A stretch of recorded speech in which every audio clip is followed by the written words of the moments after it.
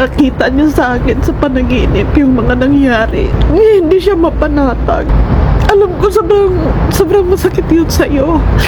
Isang nakatitindig balahibong panaginip ang ibinahagi ng isang netizen ukol sa hindi umano panatag na kaluluwa ng pumano na manlalaro na si Rene Baterbonia. At ngayon nga ay may malaking ulat ukol sa pag-usad ng kasong ito. Formal nang inirekomenda ng PNP si IDG ang pagsasampa ng kasong paglabag sa Anti-Hazing Act of 2018 at homicide laban sa 11 individual kaugnay sa pagkamatay ni Rene Baterbonia at Divine Adili noong June 8 nitong kasalukuyan. Kabilang sa mga makakasuhan ang dating head coach na si Tab Baldwin at narito sa screen ang opisyal na listahan ng 10 pang assistant ng coaches, staff at utility personnel na isinasangkot sa trahedya.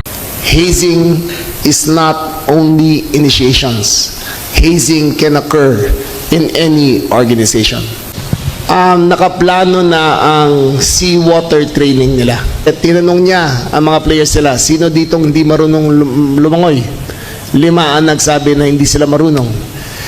Nung nalaman niya na hindi marunong lumangoy, binigyan niya ng information kung paano mag-handle ng rip currents. So alam niyo na hindi lumangoy, alam niyo na hindi marunong lumangoy, pero tinuruan niya pa rin paano mag-handle ng rip current.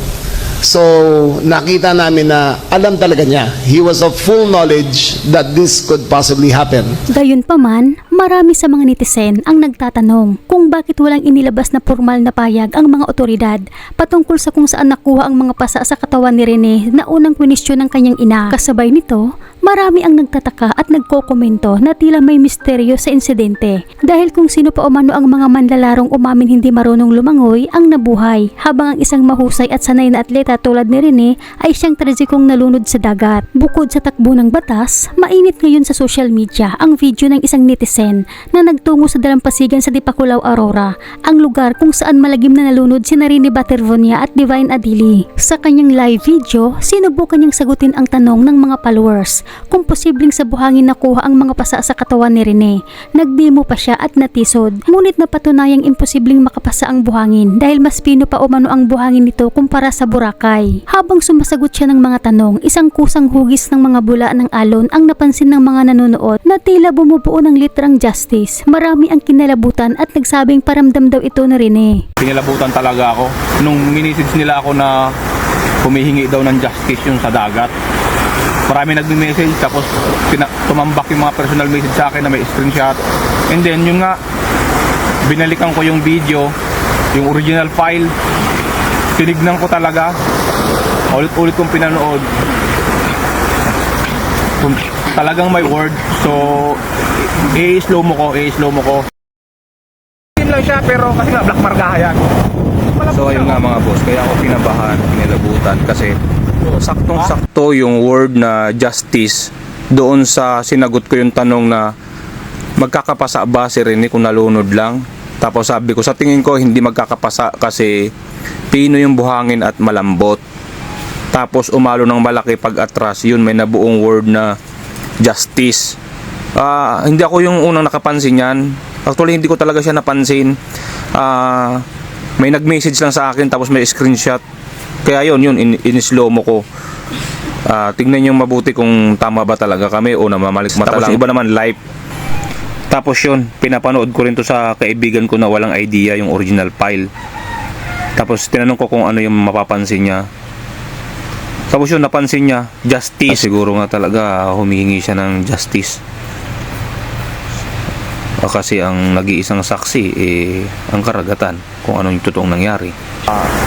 Og ikaw man to dol na nangayog tabang sa ako. Paselo ako dol og wako katabang. Kay layo man ko 50 km man ang akong distansya sa imo ha. Ay pagkabala ka dol, dayon lang sa imong pagluwas dol. Kay daghang mutabang sa imong pamilya dol na makabut ang imong gipangayong justice. Maski ang netizen na ito ay sinasabing naghanap daw ng hustisya si Rene dahil sa ipinakita sa kanyang panaginip. Sobrang nasaktan daw si Rene, hindi mapanatag ang kaluluwa nito. Sa paniniwalang Pilipino, Hindi ito basta-basta panaginip lamang. Madalas mangyari sa mga biktima na hindi makatarungang pagpaslang o trahedya na ang kanilang kaluluwa ay pumapasok sa panaginip ng ibang tao. Ginagawa nila ito upang ipaalam ang totoong sinapit ng kanilang katawan, lalo na kung ang opisyal na bersyon ng kwento ay pinapalabas na ordinaryong aksidente lamang. Guys, alam ko, si Rene talaga humihingi talaga siya ng hustisya. Kasi, parang nakaano talaga siya sa akin. Yung parang, di ko ma-explain. Parang nakasubaybay siya sa akin. Tapos parang hinihilan niya ako na kausapin yung mama niya. Nahihirapan na rin ako kasi kahit sa trabaho ko, sa shop ko, ramdam ko talaga na nandun din siya. Napakahirap. Sobra din na ako talaga nahihirapan sa batang ito. Alam ko din naman yung sobrang paghihirap niya talaga sa kami ng taong nanagin sa kanya. Kaya din siguro ako nasasaktan kasi nga pinaalam niya sa akin ang lahat. Pinakita niya sa akin sa panaginip yung mga nangyari.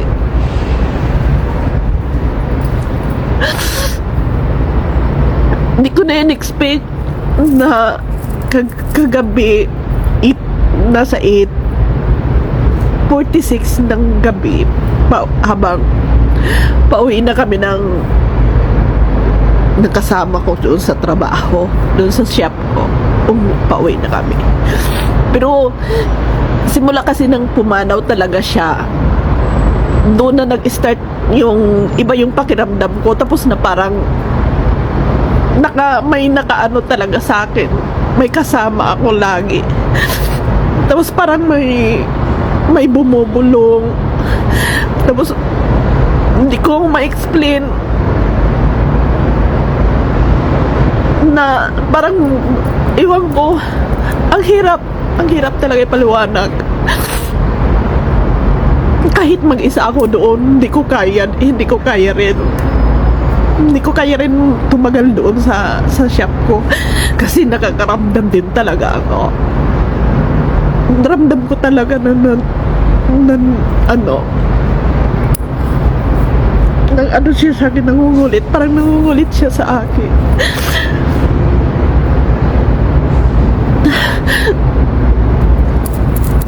Hindi ko sinabi sa yung nagpa-part-time. Kasi ayaw ko rin kasi matakot siya. Kaya nilihim ko. Pero ako may takot din, nakaramdam din naman ako ng takot, pero kinakausap ko kasi siya. Hindi siya mapanatag. Kahit yun na nga kagabi na pauwi na nga gabi, nagulat na lang ako doon kay ate. No, sabi niya, kasi Day, amoy bulaklak na siya. Tapos nung malapit na kami sa pintuan, sabi niya, Day, amoy kandila, amoy bulaklak talaga. Hirap din sa sitwasyon ko kasi bakit ganito? Sabi ko, nak, alam ko hindi madali yung dinanas mo sa kamay nila. Sabi ko sa kanya, sobra yung pagmamakaawa mo, yung pagpapahirap sa iyo, yung sakit na dinanas mo. Pero tinuluyan ka nila. Yung pagtawag mo ng mama, alam ko sobrang masakit yun sa iyo. Alam ko hindi mo gusto yung mga nangyari sa iyo. Sana kung gusto mo talaga rin ng hustisya, yung mga tao na lang na nanakit sa iyo, yung pumatay sa iyo, sila yung huwag mong patulugin. Hindi ko din ma-explain yung connection ko sa batang ito.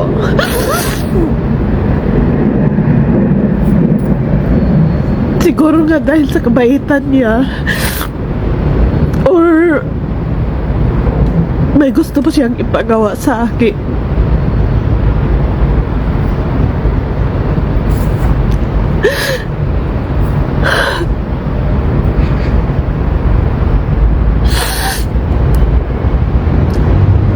Ngayong araw nga, hindi nga rin ako, holiday din ako nasa bahay lang. Hindi rin ako pumunta noon. Kasi pag nasa bahay ako, parang nakukontrol ko pa yung sarili ko.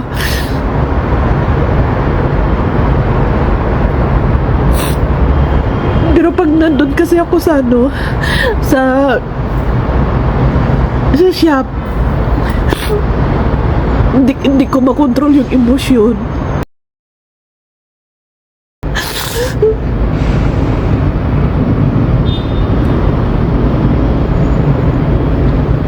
Sana talaga makamit niya na agad yung hostesya sa lalang madaling panahon. Maibigay niya ito sa kanya. Alam ko ito talaga yung hinihiling niya ngayon. Wala talagang iba kundi ito lang talaga. Minsan, ang kalikasan at ang ating mga panaginip ang nagiging daan upang lumabas ang nakatagong katotohanan. Kayo ba? Naniniwala ba kayo na ang panaginip ng ating kababayan at ang literang nakita sa alon ay totoong paramdam ni Rene para humingi ng hustisya? O naniniwala kayong nagkataon lang ang lahat? Ibahagi ang inyong opinyon at pakikomento sa ibaba.